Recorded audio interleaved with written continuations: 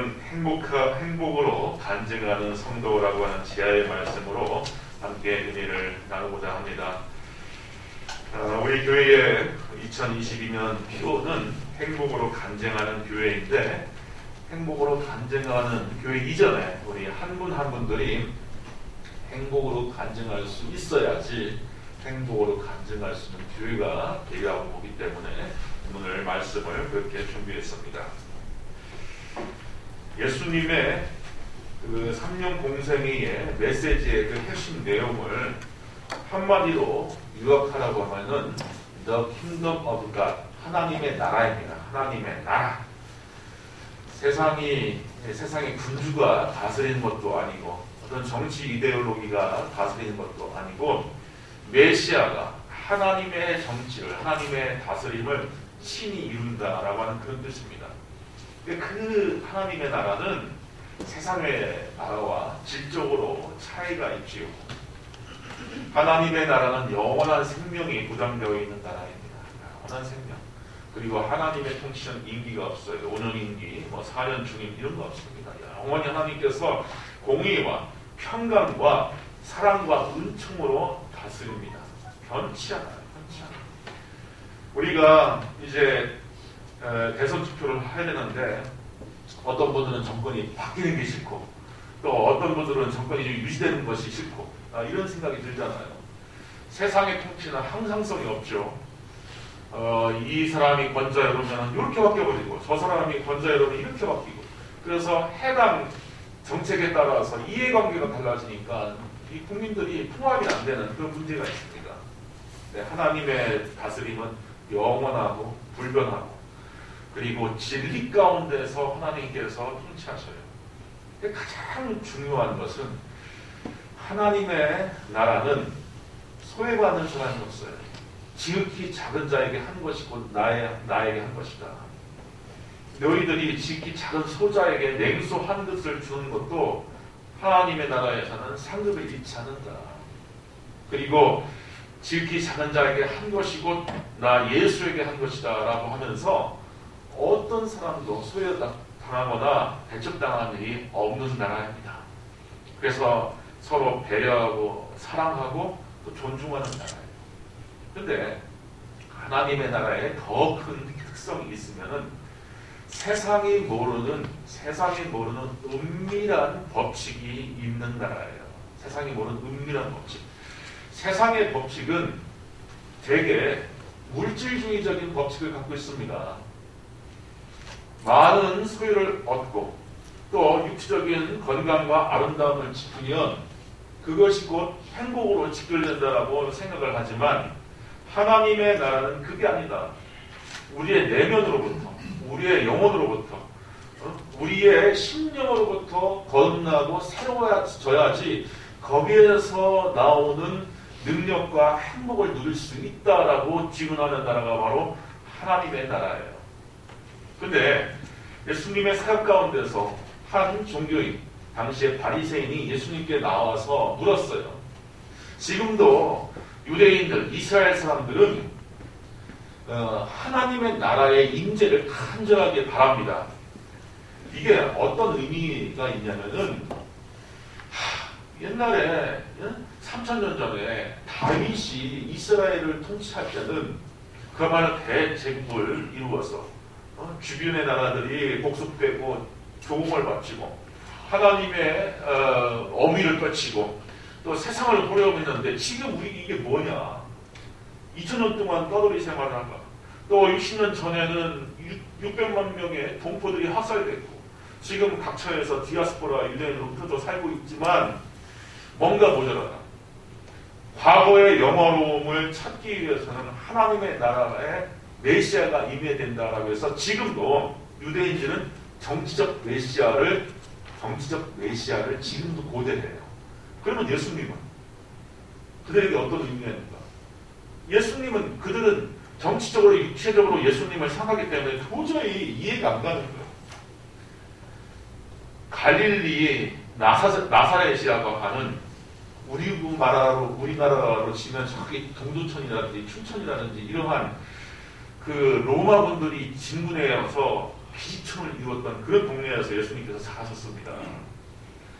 홍등가와 이방인들과 또 거래상들과 창기들과 외국인 군인들이 귀 섞여 사는 그런 동네에서 예수님께서 자라셨어요. 거기에서 선지자가 나타났다고 하니까 당시에 율법사들 또 종교인들 네로로 하는 종교인들이 다 무시합니다. 나사렛에서 어떻게 선한 것이 날 수가 있느냐. 나 못 믿겠다. 그런 선지자 우리는 듣지 못했다 해서 배척했어요. 근데 예수님께서 하나님의 교훈을 증거하시고 설교하시고 치유하여 주시고 또 우리의 죄악 거물을 짊어지시고 십자가에서 창을 당하셨는데 그것조차도 육적인 시각 또 정적인 시각에서 예수님을 바라보면서 예수님을 도저히 메시아로 인정을 하지 못한 거예요. 아니 정말 골룡포를 입고 면류관을 쓰고 천하를 호령해야 할 메시아가 어떻게 발가벗겨져서 저 비참한 십자가를 달려서 피를 철철 흘리면서 그리고 외국분들에게 모멸과 또 욕설과 채찍질을 당하면서 죽을 수가 있느냐. 당시 총독으로 파견되었던 로마 총독 빌라도가요. 여우 중에 천하에 그런 여우가 없어요. 제가 군대에서 심리적 병과를 다녔어요. 대북 방송과 북한에 삐라 뿌리는 그러한 그랬는데 지금은 활동 안 합니다. 근데 이천에 있던 정보학교에서 제가 장원에서 정보학교에서 이렇게 배울 때 이론을 배울 때 전쟁은 심리전으로 시작해서 심리전으로 끝난다고 얘기를 해요. 그리고 아무리 사병들이 가고 어떤 지역을 점거해도 그 지역 주민들의 마음을 꺾어놓거나 마음을 얻지 못하면 그 전쟁은 승리 못합니다.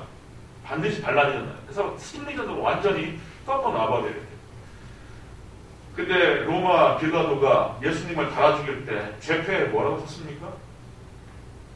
유대인의 왕 나사렛 예수라고 썼어요. 유대인의 왕 나사렛. 사람들의 귀를 확 죽여버리는 거예요.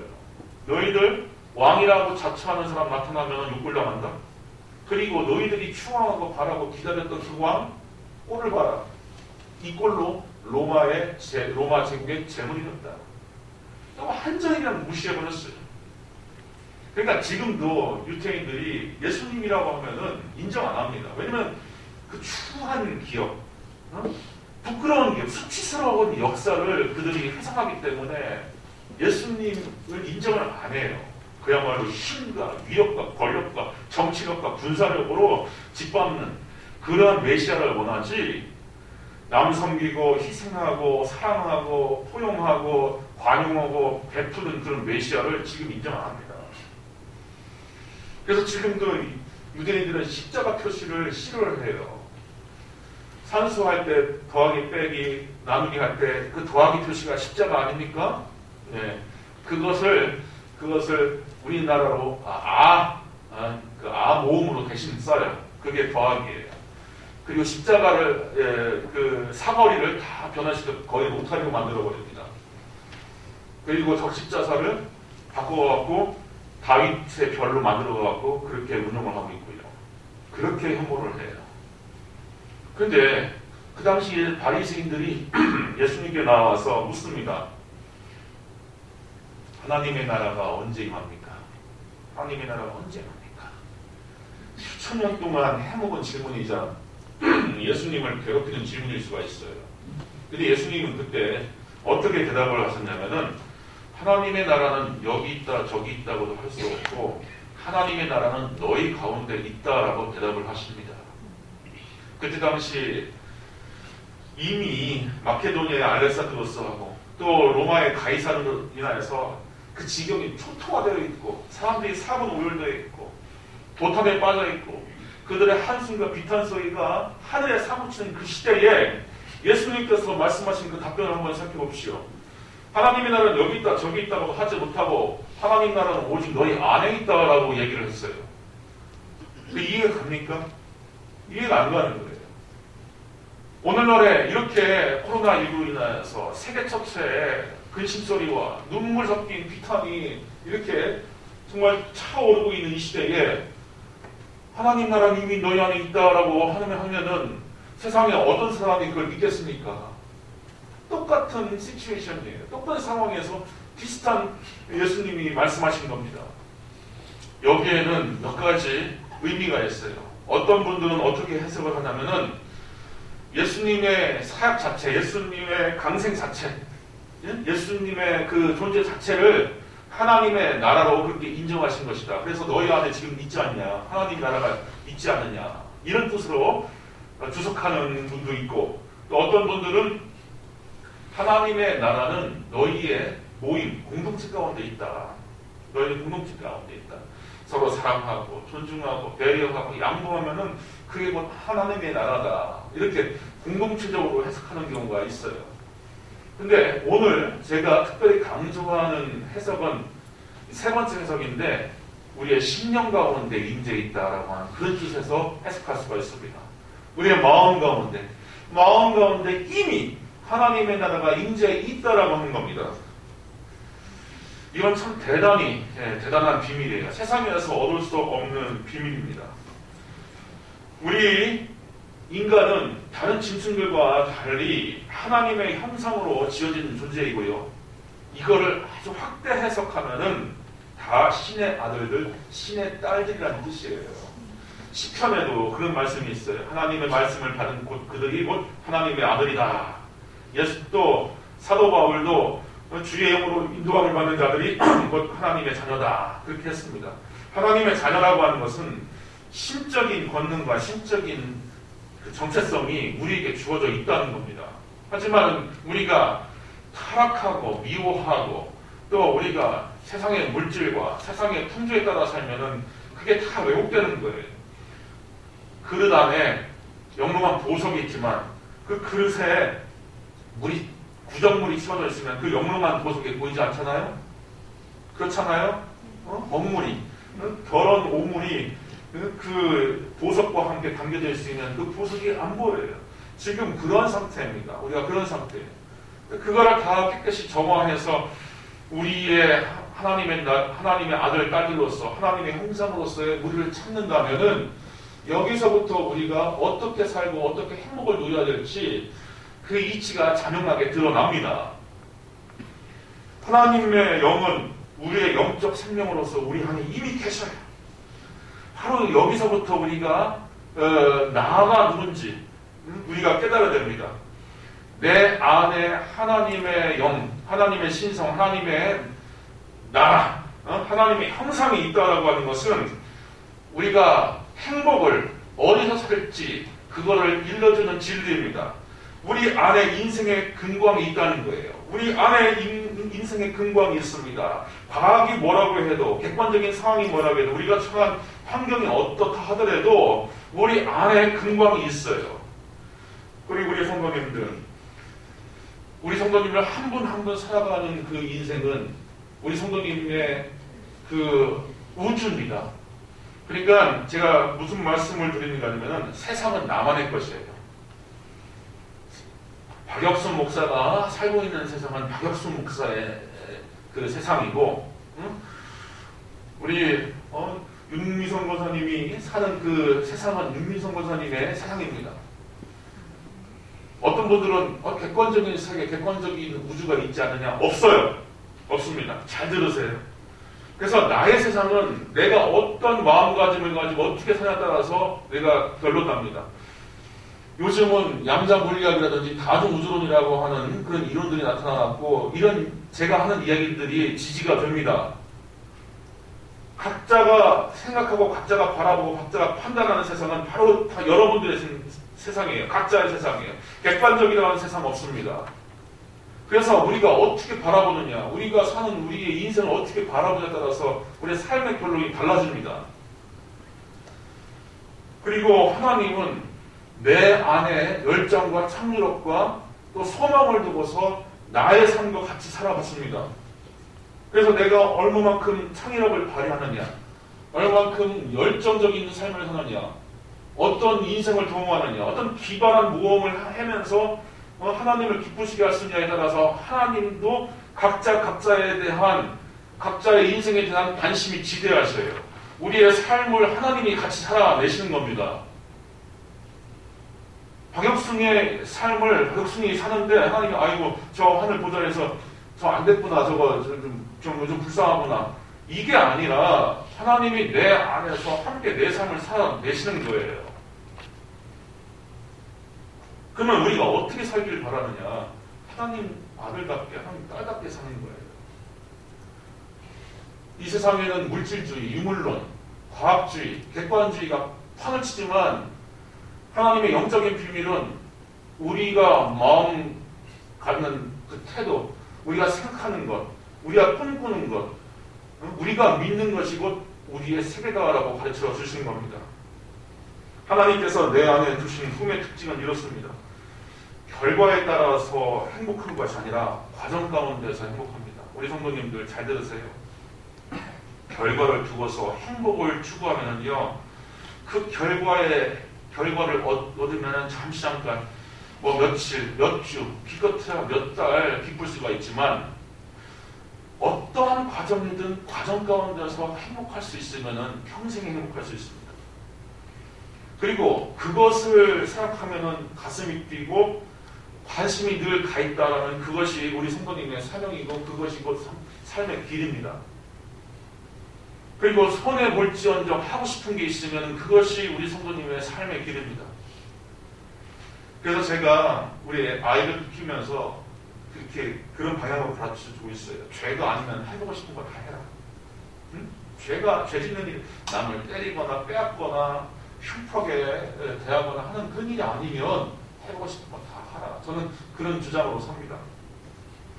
근래 직장 문화 중에 20대, 30대의 인재들 가운데서 지금 나타나는 징후가 아주 의미심장합니다. 대기업에 다니는데 고액의 연봉자인데도 불구하고 몇 년 지내다 보고서 사표를 던지는 그런 사례가 많대요. 전후 세대라든지 극빈한 그 삶을 경험했던 그런 세대들은 도저히 이해가 안 간답니다. 아니 먹여준다면은 다녀야지. 응? 아니 그렇게 연봉이 좋은데 연봉이 센데 왜 사표를 내?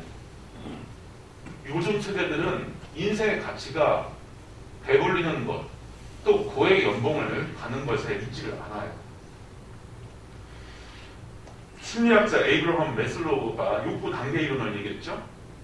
크게 나누면은 뭐 4단계, 뭐 잘게 나누면 8단계라는데 맨 아래 기초적인 욕구가 먹고 자고 생식하고 하는 그런 육체적인 생리적인 욕구 단계예요. 그 위에가 뭐가냐면은 신변의 안전과 삶의 안정을 누리고자 하는 안정의 욕구가 있어요. 그 다음에는 조금 그 윗부분에는 소속과 또 그 애정의 욕구, 인정받는 것에 대한 욕구가 있어요. 또 소속감을 통하여 나는 창신고등학교 선생님, 나는 창신교회의 원사 이런 식으로 소속의 욕구, 또 인정의 욕구가 있어요. 근데 가장 높은 곳에 자아실현의 욕구가 있답니다. 자아실현 욕구. 이 자아실현의 욕구, 다들 뭔가 나는 어떻게 살아야 되는가, 어떻게 살면 행복할까라고 하는 고민을 갖고 사는데 대기업에 들어간들 그게 이루어지지 않는다는 것을 본인들이 느끼는 거죠. 세상은 이렇게 넓고 아름답고 알아볼 것도 많고 교제할 사람들도 많고 또 내 안에 끼와 내 안에 능력과 내 안에 꿈도 있는데 내가 이 비좁은 파티션 안에서 펜대를 돌리면서 내가 청춘을 사는 것은 나의 가장 않다라고 하는 그런 생각으로 사표를 낸다는 거죠. 제 대학 친구 중에서 우리 성도님이 지금 바로 떠오르는 그 기업, 최고의 기업에 지금 부장으로 있는 친구가 있어요. 이제 임원 승진에 눈앞에 두고 있는데 그 친구의 카카오톡 프로필 메시지가 나는 지금 내가 무엇을 하고자 하는지 모르겠다. 그걸 영어로 써놨어요. 나는 지금 무엇을 위해 살고 있는지 모르겠다라고 하는 것을. 그 인류기획을 다니면서 임원 승진을 하면서도 그렇게 살아오고 있다는 거예요. 이게 남의 얘기가 아니죠. 남의 얘기가 아닙니다. 그러면은 우리가 어떻게 살아야 되는가? 하나님의 생명, 하나님의 영, 하나님의 창조력, 하나님의 열정이 내 안에 있음을 알고 성경이 건네는 진리의 길을 한번 잘 기울여 보실 수 있길 바랍니다. 우리가 뭐 당장 삶을 변화시킬 수 없으면 좀 궁핍한 삶에서 부유한 삶, 또 소외받는 삶에서 인기를 얻는 삶, 이렇게 그렇게 급작스럽게 바뀌어지지 않는다면, 객관적 상황이 바뀌어지지 않는다면 우리는 크게 세 가지 방향으로 우리의 삶을 회복하고 또 변화시킬 수 있으니까 잘 들어보실 수 있길 바랍니다. 첫째, 우리 성도님들의 입술, 말에 삶에 그 반향타가 주어져 있다라고 하는 것을 꼭 아실 수 있길 바랍니다. 제가 대학에서 국문학을 전공하는 당시에 창작론을 가르치는 교수님이 첫 시간에 언어의 특징을 쫙 판서를 하셨어요. 뭐 언어는 인간의 사상을 전한다, 감정을 표현한다, 뭐 언어는 생명체처럼 생성소멸한다, 뭐 등등 이렇게 쓰다가 맨 마지막에 뭐라고 썼냐면은 언어에는 주술성이 있다라고 썼어요. 주술성. 그 고개를 갸우뚱했어요. 저런 거를 대학에서 우리가 배워야 되나? 무슨 뜻입니까? 말에는 실현성이 있다는 얘기예요. 실현성. 이거는 그분의 철학이 아니라 성경에 있는 말입니다. 잠언서 18장 21절에 보면은 죽고 사는 것이 혀의 권세에 달려있나니 혀를 쓰기 좋아하는 자는 그 열매를 먹으리라 했고요. 12장 14절에는 사람은 입의 열매로 인하여 공록에 족하며 그 손에 행하는 대로 자기가 받느니라. 사람은 입의 열매로 인하여 공록을 누리거니와 마음이 괴사한 자는 강포를 당하니라 했어요. 말한 대로 된다는 거예요. 말한 대로 산다는 겁니다. 옛날 우리 어른들이 왜 그러한 그 식으로 우리 자녀들에게 말로 상처를 줬는지 모릅니다. 저주에 가까운 이야기들 곧잘 하셨어요. 뭐 육실할 놈, 밥 빌어도 죽도 못 써먹을 놈, 나가 죽을 놈 등등 이런 얘기들을 막 거침없이 내뱉었어요. 그렇게 함부로 얘기할 때 정말 그랬어요. 자녀들이 그냥 뭐 전쟁터 나갔고 그런 거를 당했어요. 진짜. 우리 하나님의 말씀은요, 성읍은 정직한 자의 축복으로 인하여 진흥하고 악한 자의 입으로 말미암아 무너지리라 했습니다. 가정을 아름답게 지키려면은 가정 구성원 내에서 덕담하고 서로 칭찬하고 세워줄 수 있는 얘기하세요. 직장을 건전하게 지키려면은, 직장에서 기여하려면은 직장님 힘듣지 마세요. 사장님, 부장님, 과장님 힘듣지 마세요. 그게 뭐 좋습니까? 학교도 마찬가지예요. 학교도. 교회도 마찬가지예요. 우리가 실력이 있어서 실력으로 그 집단, 그 공동체에서 기여를 못한다면요, 말만 조심하면 됩니다. 말대로 입단속 잘하고 긍정적이고 위로하는 말, 지켜 세우는 말, 도모하는 말을 하면은 내가 그 공동체에 기여하는 겁니다. 그 직장에 기여하는 겁니다. 긍정적인 말은, 그 능력은 그 말을 하는 사람에게 유익이에요. 1차적으로. 그래 뇌과학자들이 철학을 하고 신학을 해요. 제가 이렇게 보면은 요즘 뭐 강연 같은 거, 뭐 세바시라든지 이런 강연 같은 거 이렇게 보면은 과학자들이 나오고 인생 교훈을 하고 뭐 사회 문제를 이야기하고 뭐 그렇게 얘기하는데, 저는 개인적으로 뇌과학을 참 좋아합니다. 이 윤리학 선생님들이 또 뭐 철학가나 윤리나 뭐 목사들이 해야 할 일들을 이 뇌과학자들이 얘기를 해요.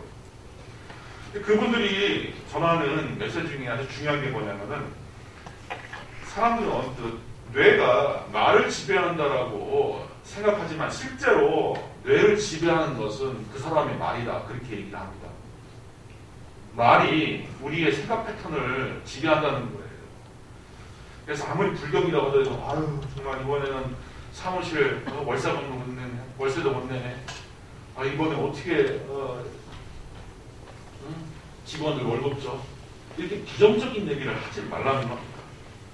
인생을 반전시킬 수 있는 가장 쉬운 방법 중에 하나는 말이에요. 말 쉽지 않습니까? 말은 쉬워요. 말은 쉬워요. 말부터 바꾸면은 삶이 달라진다는 거예요. 가수들은 노래 한 곡을 취입하기 위해서 수천 번을 연습합니다. 근데 가수들 사이에서 공통적으로 고백하는 말이 뭔지 아십니까? 가수는 자기가 불렀던 노래대로 살아간다는 얘기를 해요. 그런 얘기 많습니다. 가수는 자기가 불렀던 노래대로 살아간다는 거.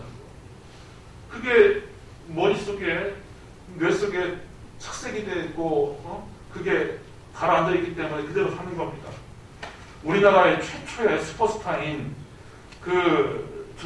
일제강점기에 윤신덕이라고 하는 가수가 있어요. 최고의, 정말 그냥 장안의 최고의 사랑을 받았던 여자 가수였죠. 이 사람이 불렀던 대표적인 노래가 뭡니까? 사의 찬미. 죽음의 찬미예요. 죽음의 찬미.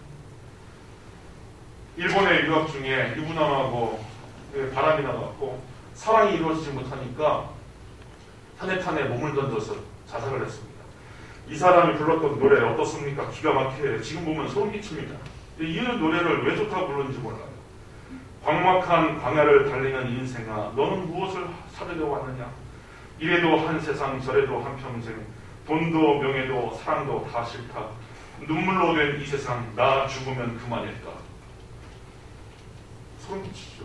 무섭습니다. 무서워요. 그러나 반면에 잘 보세요. 쨍하고 볕들벼를 부르는 송대관은 무명 시절을 넘어서 쨍하고 빛을 봐요. 돌아가는 삼각지를 부른 배우도 몹쓸 병으로 가장 인기 좋았을 때 쓸쓸하게 돌아갔고요. 산장의 여인을 부른 권혜경은 노래 가사처럼 평생 독신으로 살게 됩니다. 우리가 찬송가를 많이 듣고 많이 불러야 돼요. 또 성가대에 들어와서 찬양을 많이 불러야 할 이유가 여기 있어요. 성가에 들어오세요. 예. 저명한 의사인 에밀 쿨레 박사는 병자들에게 나는 날마다 나아지고 있다. 나는 건강하다. 라고 자기 암시를 시켰습니다. 그런데 놀라운 결과가 나타나요.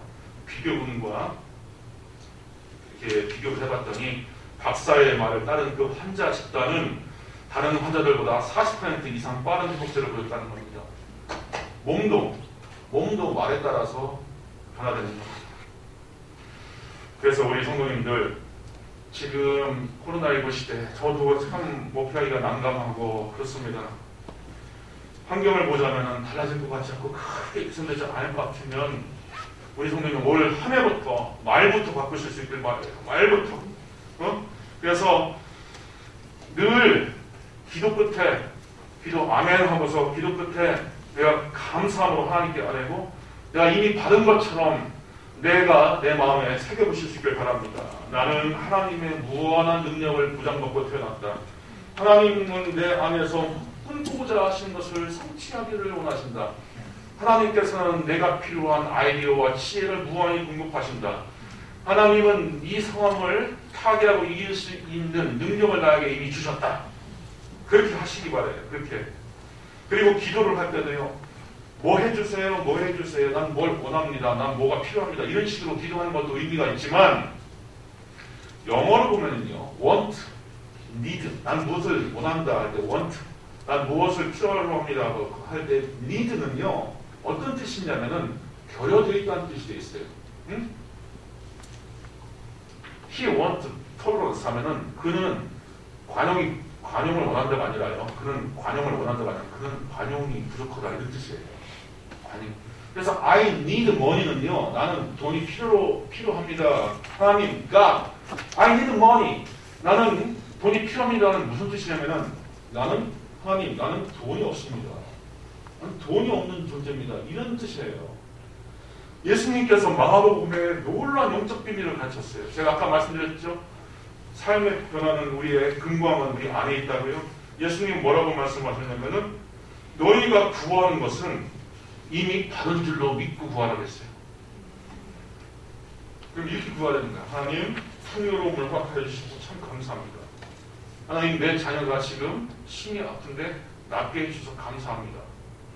이렇게 달리 기도하라는 거예요. 이미 이루어진 것처럼, 이미 받은 것처럼 기도하라는 거예요. 두 번째, 생각과 의식을 바꾸실 수 있도록 합니다. 이건 조금 더 어려워요. 말보다 더 어려워요. 근데 말을 많이 하면 따라갑니다. 예레미야 6장 19절에 보면은 땅이여 들으라 내가 이 백성에게 재앙을 내리리니 이것이 그들의 생각의 결과라 했어요. 생각의 결과대로 이 사회와 국가와 사태가 따라간다는 겁니다. 참 제가 존경하는 어르신 중에서 저희 장인어른이 계시는데 장인어른이 늘 하신 얘기가 평생의 그 교훈이 뭐냐면 지생각이 지팔자다. 충청도 사투리로 지생각이 지팔자다 하는데 정말 이거는 성경적으로 완벽한 진리예요. 지생각이 지팔자예요. 생각과 의식을 바꾸기 전에 인생 안 바뀝니다. 아까 말씀드렸죠? 기도 후에 이렇게 다짐하세요. 하나님은 내가 곤란할 때는 언제나 나를 도와주십니다. 하나님은 내가 필요한 지혜를 공급하신다. 하나님은 나에게 늘 감사할 거리를 만드신다. 영원한 생명과 풍요의 원천은 바로 내 안에 주어졌다라고 그렇게 기도하시길 바랍니다. 유치하십니까? 제가 말씀드리는 게 유치예요? 우리 사랑하는 성도님들, 유치한 것이 세상을 바꿔요. 유치한 것이 세상을 바꿉니다. 내가 저 여자를 어떻게 내 마누라를 얻었습니까? 저도 뒤에 있는 저 김성윤 씨를 제 마누라를 얻었는데 유치하게 살아겠어요. 유치하게 쫓아다니고 유치하게 밤새 시를 짓고요. 편지를 쓰고 그런데 아침에 일어나고 내가 쓴 편지 유치하다고 찢어버리면 아무런 변화가 없는 겁니다. 유치하대요. 아이가 엄마를 간절히 찾는 거 유치합니다. 하지만 그렇게 찾아야 돼요. 군사가 강을 건너서 권력을 창탈할 꿈을 꾸는 것 유치합니다. 감히 어떻게 그런 생각을 하냐. 그렇지만 그런 사람들이 세상을 변화시켰고 권력을 창탈했습니다. 고매하고 점잖은 것들 세상을 변화시키지 못해요. 유치해도 우리 믿는 사람들은 어떻게 하든지 계속 기도해야 되고 계속 확신해야 되고 계속 화가 내야 되고 계속 혼자 말해야 되고 내 의식과 내 잠재의식을 뒤바꿀 때까지 계속 단속해 나가야 됩니다. 자, 말씀을 마칠게요. 우리 예수님의 교훈 다시 한번 우리가 한번 따라해 봅시다. 제 말씀대로 한번 따라해 보세요. 내가 너에게 말하노니 무엇이든지 기도하고 구하는 것은 받은 줄로 믿으라. 그리하면 너에게 그대로 되니라. 예수님의 교훈입니다. 2022년도 전도하실 거라 바랍니다. 내 전도는 이제 말로 가르치고 말로 떠들어서 되는 시절이 아닌 것 같아요. 보여주고 체험시켜줘야 돼요. 무엇을 보여주고 무엇을 체험시킵니까? 우리 창신교회 성도님들이 얼마나 건강한지, 얼마나 감사한지, 얼마나 행복한지 이것을 간직하며 보여줘야 됩니다. 웃음을 내 입에, 즐거운 소리로 내 입에 채우실 것을 믿으시고 말과 생각을 변화시켜서 삶을 건설적으로, 생산적으로, 창조적으로 변화시킬 수 있는 저와 우리 모든 창신교회 성도님들에게 주님의 이름으로 축원드립니다. 기도하겠습니다. 아버지 하나님 감사합니다. 새해에 하나님의 말씀을 통하여서 희망을 주시고 품을 수 있는 꿈과 비전을 허락하여 주시니 감사합니다. 아버지 하나님 세상은 쉬이 변할 것 같지 않습니다. 하지만 내 자신이 먼저 변하겠습니다. 내 영혼이 먼저, 내 내면이 먼저 변하겠습니다. 우리의 입술을 거룩하게 하여 주시고 늘 하나님을 인정하는 말, 하나님을 기억하는 말, 긍정적인 말, 또 하나님의 말씀을 우리가 그대로 마음에 새겨서 꿈꾸고 또 기도하고 또 서로 사랑할 수 있도록 아버지 하나님 인도하여 주시옵소서. 우리가 올 한 해 다 지났을 때에 참으로 2022년도는 가장 복되고 즐거웠다 고백하고 하나님께 큰 영광 돌릴 것을 바라오며 예수님의 이름으로 기도합니다. 아멘. 우리 찬송가 64